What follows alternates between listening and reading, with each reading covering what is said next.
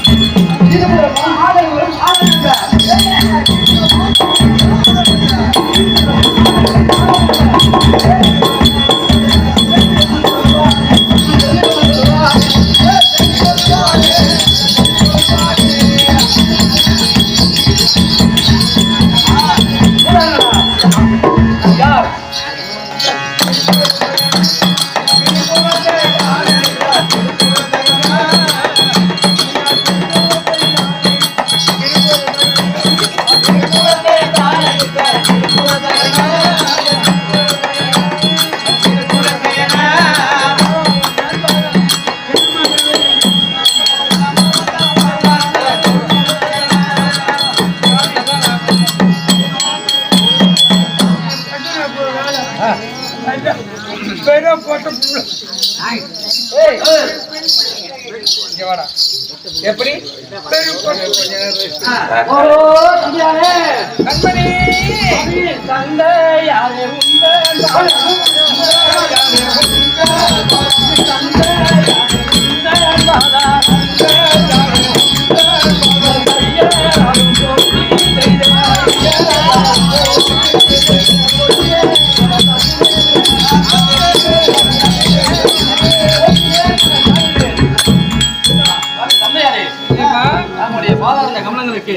நாங்கள் ஆசை மகளாக விளங்கி வரக்கூடிய செல்லியம்மன் நந்தவனம் சென்று மல்லிகை, முல்லை, இருவாட்சி, கோம்பு, வெற்றி வேறு பாரிசாதம் என்று சொல்லக்கூடிய அநேக விதமான நறுமண மலர்களை மணந்தால் சுற்றி திரிந்து கண்டுபிடித்து கொண்டு வந்து நாங்கள் பாதை பன்னிரால் நடுவு வெட்டி பன்னிரால் பெற்று நடுவு வெட்டி ஒரு சுவாமி தந்தையாரே சுவாமி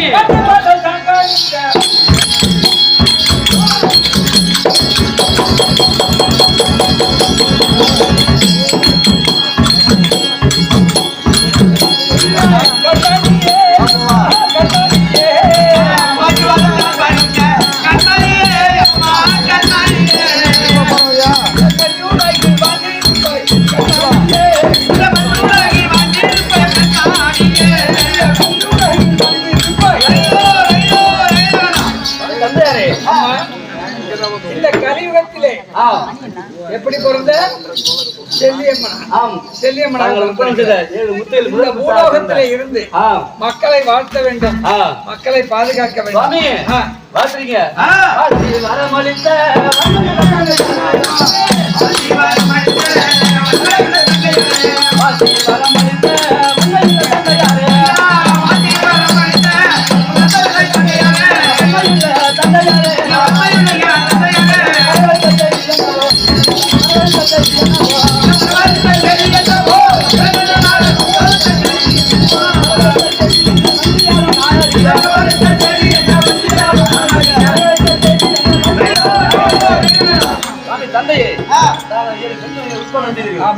என்னை முதலில் விற்பனை செய்து சபைக்கு அழைத்த காரணம் தெரியுங்கள்.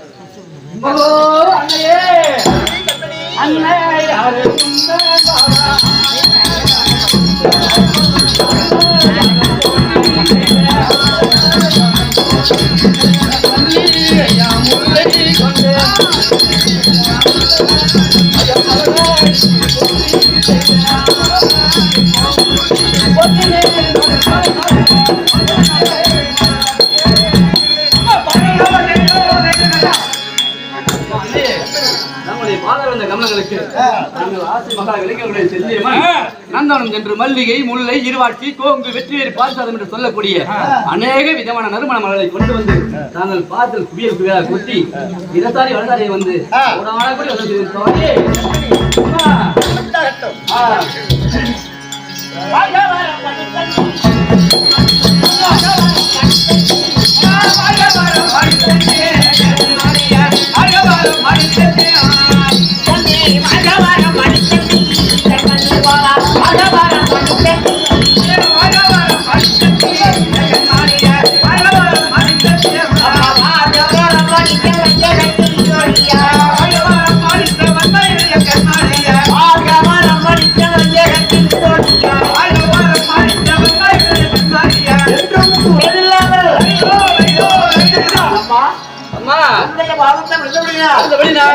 சுகமாக வாழ்ந்திருப்பாய் தாயே, ஆசீர்வதித்த தாயே.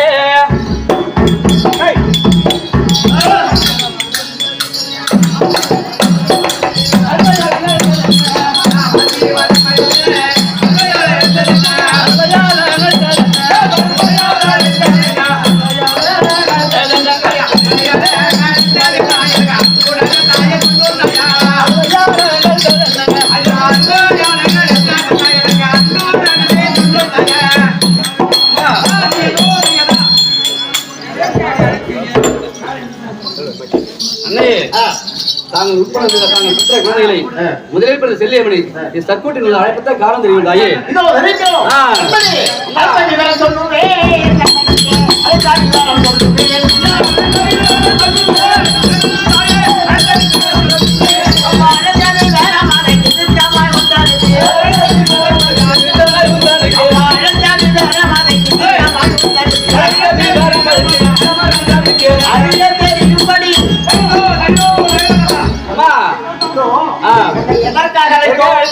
என்ன காரணம்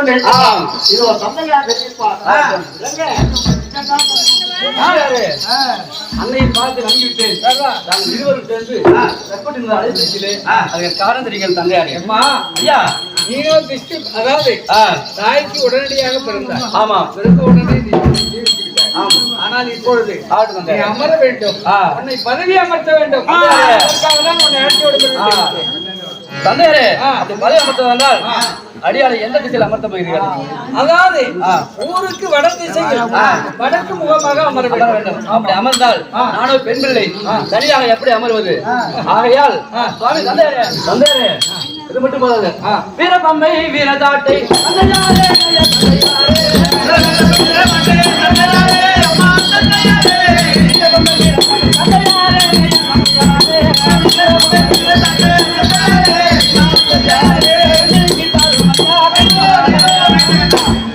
தந்தையே வீர பம்பை வீர சாட்டை என்று சொல்லக்கூடிய ஆயுதங்களை தானே அடியாளை கொடுத்தால் அதை அமர்வேன்.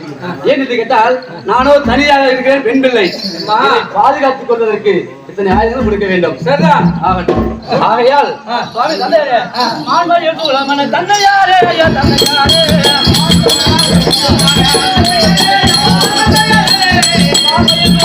தந்தையாரே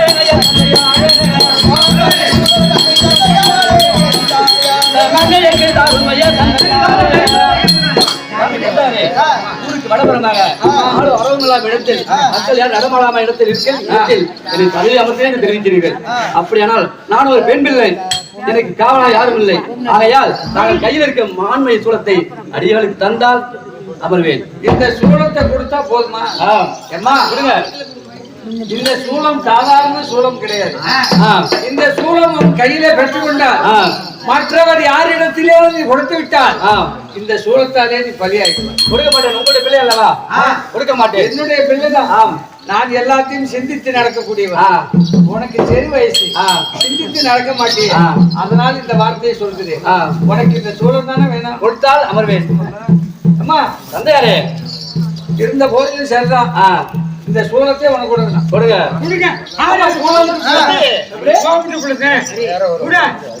ஏறி குத்தா போது சொல்லி எடுத்து விட்டேன்.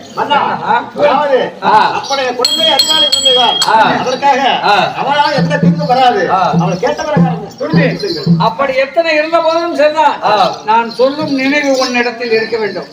இந்த சூலத்தை நீ யாரு கையில கொடுத்தாலும் அவனுக்கு அப்ப நீ அடிமையாயிடுவாய். அதனால் சூலத்தை யாரிடத்திலும் கொடுக்க கூடாது. நான் உன்னிடத்தில் தருகிறேன், என் மகள். அதனால் இதை வைத்துக்கொள். சூலத்தை வைத்து சுவாமி இது மட்டும் போதாது. எனக்கு ஏறவாறு வாகனம்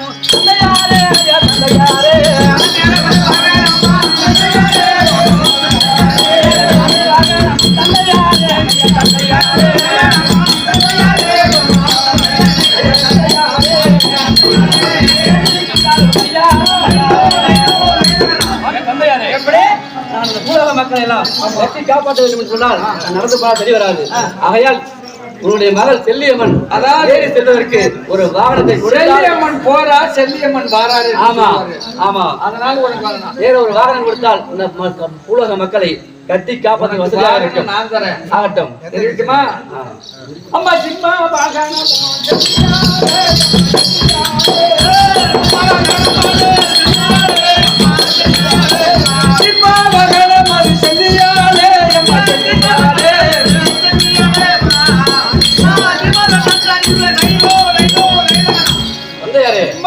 உனக்கு கொடுத்திருக்கிறேன். இங்கே வந்து அடையாளம் கொடுத்திருக்கிறீங்க. வாகனத்துல ஏறி சென்றால் அப்படியே சீறி கொண்டு போகும். யாரா இருந்தாலும் பயந்து பயந்து ஓடி விடுவாரு. ஒரு விஷயம்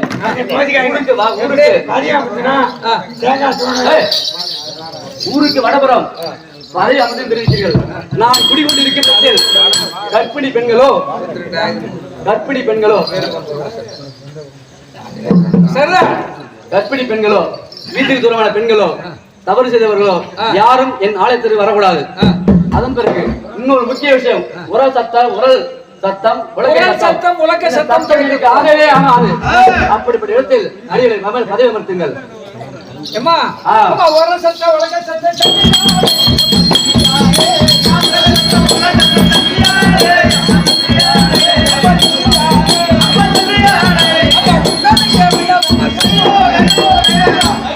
உலக சத்தம் உனக்கு வராது.